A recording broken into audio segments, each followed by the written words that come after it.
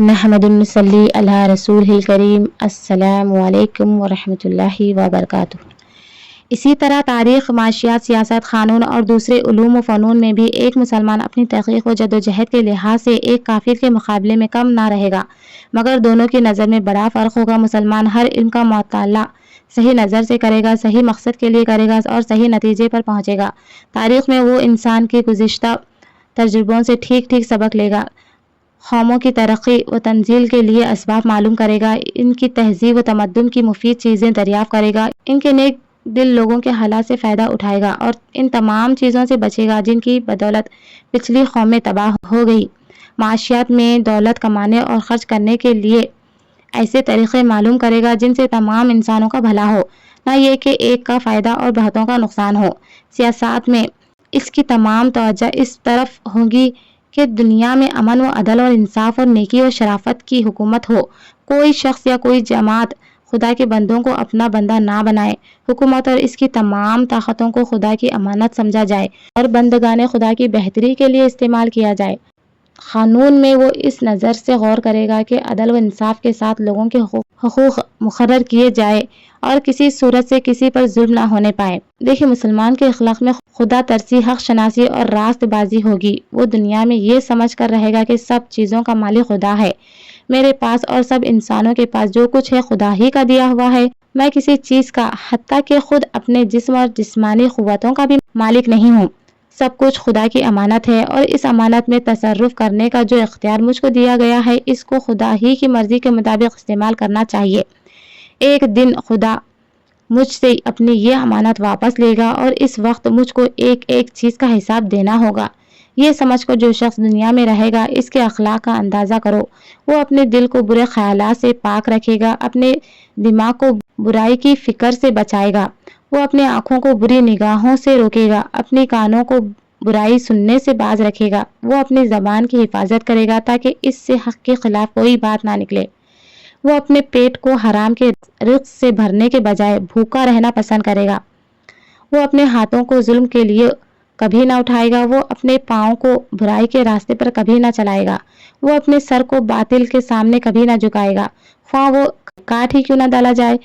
وہ اپنے کسی خواہش اور کسی ضرورت کو ظلم اور ناحق کے راستے پر کبھی نہ پورا کرے گا، وہ نیکی اور شرافت کا مجسمہ ہوگا، حق اور صداقت کو ہر چیز سے زیادہ عزیز رکھے گا اور اس کے لیے اپنی ذات کے ہر فائدے اور اپنے دل کی ہر خواہش کو بلکہ اپنی ذات کو بھی قربان کر دے گا، وہ ظلم اور ناراستی کو ہر چیز سے زیادہ ناپسند کرے گا اور کسی نقصان کے خوف سے یا کسی فائدے کے لالچ میں اس کا ساتھ نہ دینے پر آمد نہ ہوگا۔ دنیا کی کامیابی بھی ایسے شخص کا حصہ ہے، اس سے بڑھ کر دنیا میں کوئی معزز اور شریف نہ ہوگا، کیونکہ اس کا سر خدا کے سوا کسی کے سامنے جھکنے والا نہیں اور اس کا ہاتھ خدا کے سوا کسی کے آگے پھیلنے والا نہیں۔ ذلت ایسے شخص کے پاس کیوں کر بھٹک سکتی ہے؟ دیکھیں، اس سے بڑھ کر دنیا میں کوئی طاقتور بھی نہ ہوگا، کیونکہ اس کے دل میں خدا کے سوا کسی کا خوف نہیں اور اس کو خدا کے سوا کسی سے بخشش اور انعام کا لالچ بھی نہیں۔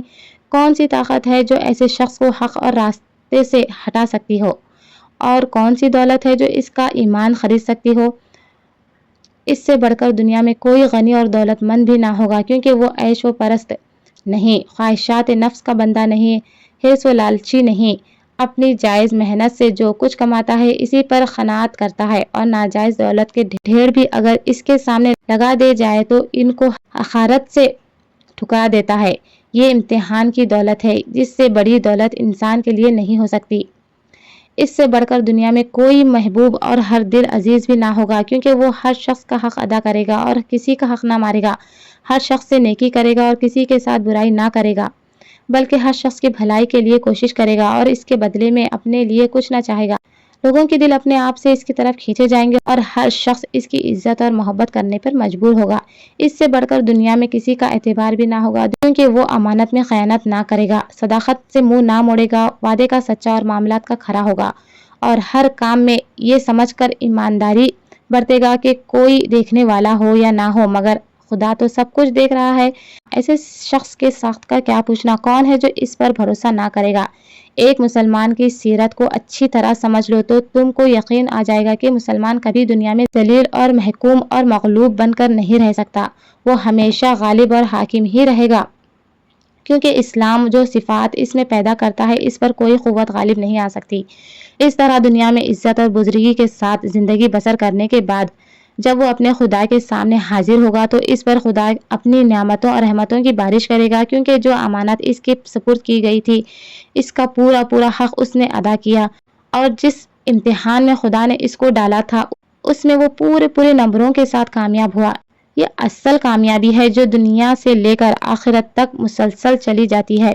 اور کہیں اس کا سلسلہ ختم نہیں ہوتا۔ یہ اسلام ہے، انسان کا فطری مذہب۔ یہ کسی قوم اور ملک کے ساتھ خاص نہیں، ہر زمانے اور ہر قوم اور ہر ملک میں جو خدا شناس اور حق پسند لوگ گزرے ہیں ان سب کا یہی مذہب تھا۔ وہ سب مسلمان تھے، خواہ ان کی زبان میں اس مذہب کا نام اسلام ہو یا کچھ اور۔